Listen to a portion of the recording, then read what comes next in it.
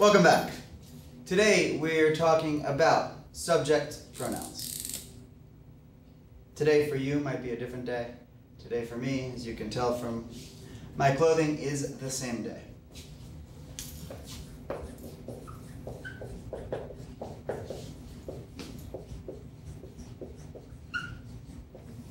Subject pronouns are, as the name suggests, both subjects and pronouns. And again, as I said in the last video, you should be also following along with the PowerPoint videos.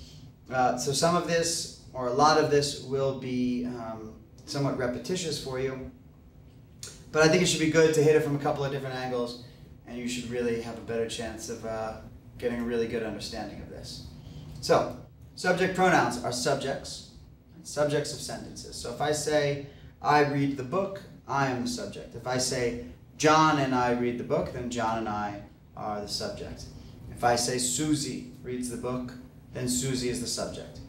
Now, there are also pronouns. So instead of saying, John reads the book, if I want to use a subject pronoun, then I say, he reads the book. Instead of saying, John and Susie read the book, in English I would say, they read the book. Instead of saying, Susie and I read the book, I would say, we read the book. So in English, our basic subject pronouns are I, you, he and she, we, y'all, or if you're from where I'm from, use guys, or if you're from some places, yins, or something along these lines, and then they. These are our subject pronouns. In Spanish, our subject pronouns are as follows. Yo is our first subject pronoun. It means I. Pretty simple. If you want me to hear me again, yo is how we say that. Tú. Notice it's a slightly different T than in English. Tú is how we say you, one of our ways of saying you. This is singular, of course. And it's familiar.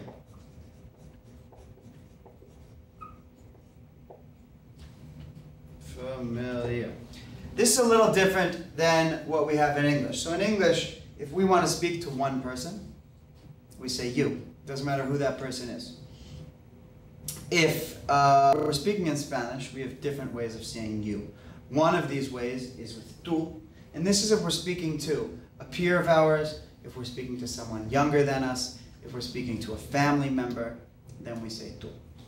If we're speaking to a boss, the President of the United States, somebody else's grandmother, a bus driver, someone in a store, we're going to use the form usted, which is generally abbreviated like this, UD period. So usted is our singular formal. Okay? Our third person forms are él and ella, which mean he and she. Okay, now, I always write my subject pronouns in this order, and here's the reason why. If we look over here, this is our whole singular column. We're about to look at the plural column, and it's fairly neatly divided. Put some dotted line there. Between our first person, our second person, and our third person. Okay, this gets a little weird here because yo, first person, right? You've all seen in any literature class you've taken, first person is when you're talking about yourself, so I, or in the plural, we. Third person, which most people have seen as well, speaking about somebody, so you're not speaking to someone here, you're speaking about someone, he or she. Our second person is speaking to somebody. Right, so we have the tú form, and then the usted is obviously also a second person form.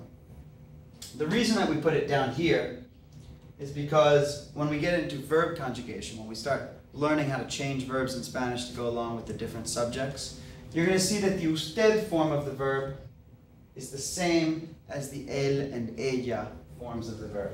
So even though it's a second person, it uses the same verb forms as the third person. Okay, so that's our formal you in the singular. When we get into the plurals, over here we have nosotros, which means we. This is the form of we that we're going to use if you're speaking and you are male and you are part of a mixed group of people, so males and females, you'll say nosotros. If you're female and you're part of a mixed group of people, you'd say nosotros.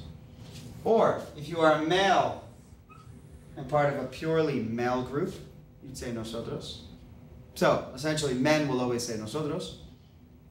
Women, if you're part of a group that's only women, so it's you and 3 girlfriends, then you would say the very similar nosotras. It ends in an AS instead of an OS. Looking across our chart here, we have what is essentially the the plural version of tú. We have vosotros and vosotras. And it's a formal, a plural tú. So this is you, plural, informal. Okay, and this is the form you'll have seen in the other study module, in the PowerPoint thing. You'll remember that vosotros is a bit funny. Vosotros, I always like to put a little star next to it, because vosotros is only used in Spain. If you're outside of Spain anywhere, if you're in Mexico, if you're in Costa Rica, if you're in Argentina, this vosotros form does not exist. Okay?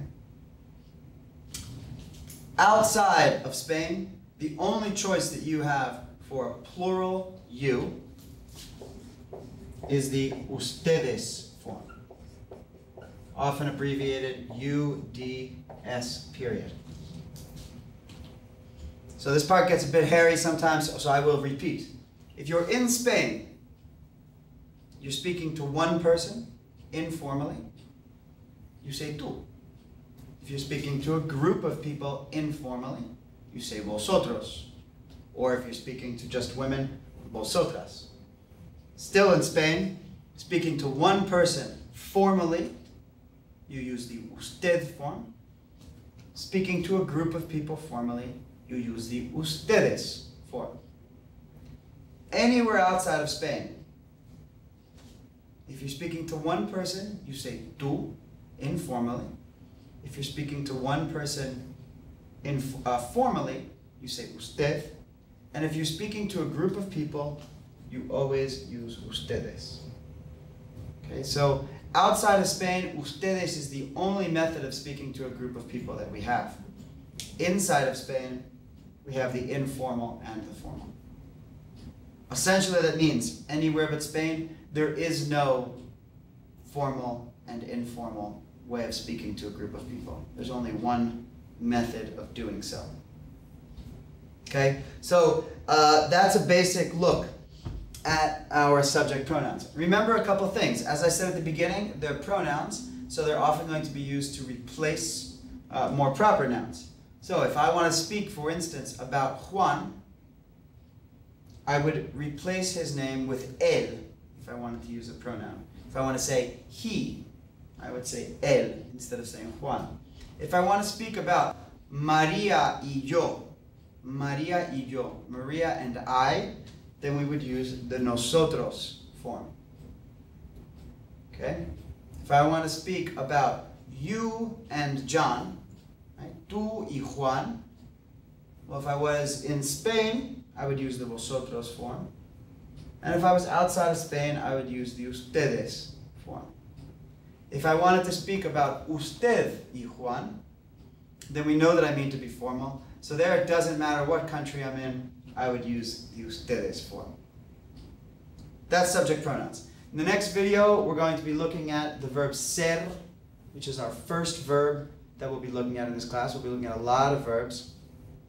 But our first verb is this verb ser, and it's going to be really, really important that you have these subject pronouns down in order to properly understand how we need to conjugate the verb ser. So study these and come back for the next video.